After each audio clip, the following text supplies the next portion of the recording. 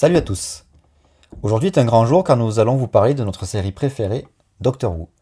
Alors il y a des séries qu'on trouve meilleures, mieux mises en scène, mieux écrites par exemple, mais il y a vraiment quelque chose de particulier chez Doctor Who pour nous, et on va essayer de vous expliquer pourquoi. La saison 8 vient de commencer en Angleterre, donc c'est l'occasion pour nous de vous présenter cette série qu'on aime partager avec le plus grand nombre. Allons-y!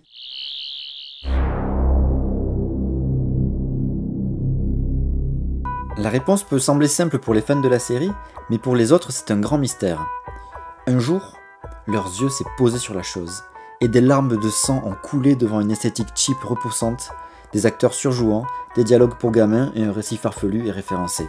Et encore plus incompréhensible, c'est justement souvent ça que les fans aiment, les fous. Mais dites-vous bien que dans 99% des cas, les fans de la série ont pensé exactement la même chose la première fois qu'ils sont tombés sur un épisode. Car pour l'apprécier, il faut persévérer, afin de découvrir sa richesse, son ingéniosité et sa nonchalance si attachante. Car oui, disons-le haut et fort, Doctor Who est une série plus grande à l'intérieur.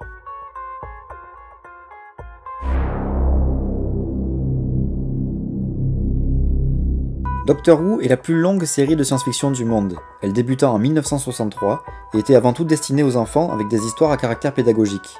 Pour l'anecdote, le premier épisode fut diffusé le lendemain de la mort de JFK, ce qui fait que le manque d'audience a failli stopper net sa diffusion. Le Docteur, un mystérieux scientifique voyageant dans un vaisseau nommé TARDIS, vit des aventures à travers l'espace et le temps. Le TARDIS est à l'origine un vaisseau caméléon, mais dès le premier épisode, on apprend qu'il est resté bloqué sur l'apparence d'une cabine téléphonique. C'est ballot. Le Docteur est mortel, mais son corps peut se régénérer s'il est gravement blessé, ce qui est très astucieux car ce concept a permis à la série de perdurer dans le temps en modifiant le casting, tout en renouvelant l'intérêt du public, car en changeant de corps, le Docteur change aussi de personnalité, raisonnablement. Chaque acteur apportant sa pierre à l'édifice. La série a connu un arrêt en 1989 à cause d'une baisse d'audience, une tentative de résurrection avec un téléfilm anglo-américain lamentable, puis une vraie reprise en 2005 qui n'est pas un reboot, mais bien une suite. Ce qui fait qu'aujourd'hui, à l'heure du début de la saison 8 de la nouvelle série, nous en sommes au 13e acteur incarnant le Docteur. L'ensemble comptabilise 800 épisodes, mais une grande partie de l'ancienne série est définitivement perdue, car une partie du fonds de conservation de la BBC a brûlé, et cette chaîne réenregistrait souvent les bobines magnétiques par souci d'économie. Grâce aux fans, certains de ces épisodes ont pu être reconstitués, souvent en très mauvaise qualité. D'ailleurs, pour certains épisodes, seul le son et quelques images ont pu être récupérés, ce qui donne quelque chose d'assez irregardable, il faut l'avouer. D'ailleurs, si la genèse de la série vous intéresse, je vous conseille An Adventure in Space and Time, écrit et réalisé par Mark Gatiss, qui relate les débuts de la série jusqu'au départ de William Hartnell, le premier Docteur.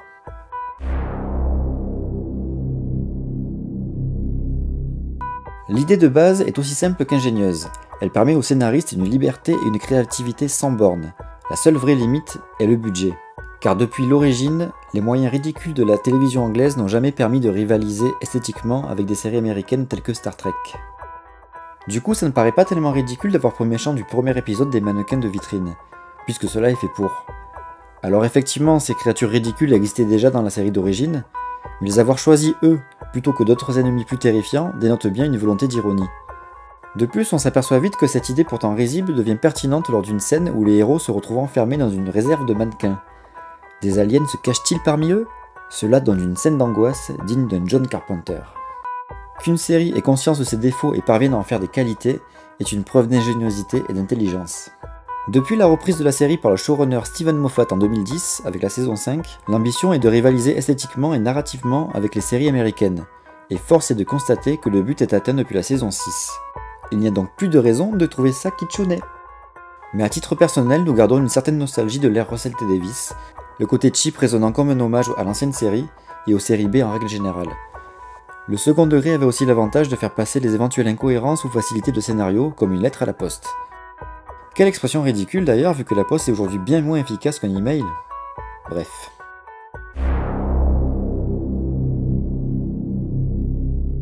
La grande force de la série est donc son idée de base, offrant aux scénaristes une grande liberté. Au fur et à mesure du temps, la science-fiction prenant le pas sur le caractère pédagogique du programme, les auteurs redoublèrent d'ingéniosité, pouvant passer de récits d'aventure pures aux histoires mystérieuses et angoissantes, tout en posant des questionnements éthiques ou de la grande dramaturgie. La mythologie créée au fil du temps est d'ailleurs certainement la plus riche qui ait été créée avec une série télé. Liberté et ingéniosité sont les deux aspects qui font essentiellement la différence entre Doctor Who et la grande majorité des autres séries télé. Car en plus d'être incroyablement variée, elle regorge d'idées plus brillantes ou astucieuses les unes que les autres. Chaque épisode ou presque contenant au moins une excellente idée, qui sera plus ou moins bien développée, mais qui suscitera l'imagination du spectateur. En termes de créativité, Doctor Who est une mine. L'humour est aussi un point central du programme. Même s'il était plutôt absent au tout début, les scénaristes se sont rapidement rendus compte que voyager dans l'espace à bord d'une cabine téléphonique était particulièrement absurde. Ils ont donc développé au fil du temps un humour cocasse dont seuls les Anglais ont le secret, ce qui n'empêche pas les moments graves, mais globalement, la série reste un programme familial, il ne faut pas l'oublier. Notez qu'en 1972, une enquête révéla que Doctor Who était la série la plus violente alors produite par la BBC. Cependant, cette même enquête montra que seulement 3% des téléspectateurs interrogés trouvaient le programme inapproprié à être regardé en famille. Depuis la reprise en 2005, l'humour est omniprésent à chaque épisode, et chaque showrunner aura apporté sa patte à ce sujet. Russell T. Davies nous servait un comique de situation, dans les dialogues et un second degré évident. Chez Steven Moffat, le second degré a disparu, mais il a intégré quelques moments burlesques et a surtout renforcé l'humour dans les dialogues.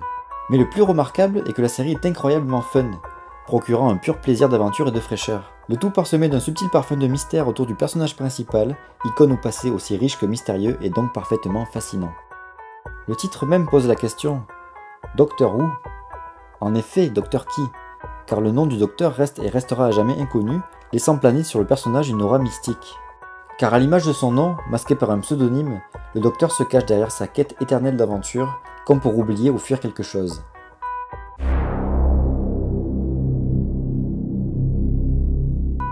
Si la plupart des scénaristes sont récurrents, quasiment chaque épisode a été écrit par un auteur différent, ce qui participe aussi à la richesse et à la variété de l'écriture. La nouvelle série est un vivier des tout meilleurs scénaristes anglais.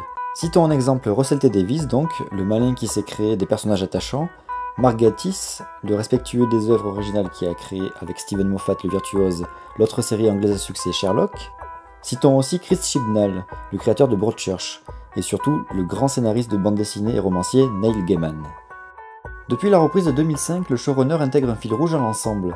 Chez Russell T. Davies, il était tout juste présent, mais ce showrunner réécrivait une grande part des scénarios pour les faire coller au ton global, à sa vision et bien évidemment au fil rouge.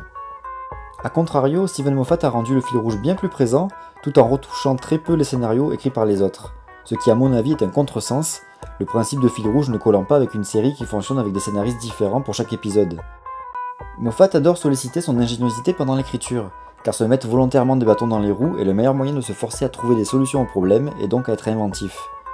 Il a d'ailleurs souvent expliqué qu'il n'avait qu'une très vague idée de là où il allait, préférant improviser. Mais il a beau être très certainement un des scénaristes les plus ingénieux qui soit, je trouve qu'il ne parvient pas vraiment à masquer des problèmes d'écriture de l'ensemble. Espérons qu'il reprenne en main ce système, car pour moi la précédente saison, la 7ème, fut catastrophique. La seule saison de la nouvelle série que j'ose qualifier de véritablement mauvaise. Mais la liste des épisodes de la saison 8 montre que Moffat est plus présent sur l'ensemble de l'écriture, ce qui est plutôt encourageant je trouve.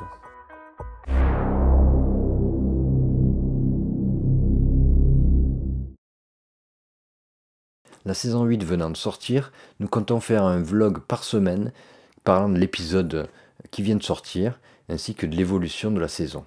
Nous sortirons les 2 premiers épisodes dans la même semaine, car Loïc sera en vacances lors de la diffusion du premier épisode. Si vous ne connaissez pas la série, il vous reste 7 saisons à rattraper, à moins que vous recommenciez directement depuis 1963. Grand fou.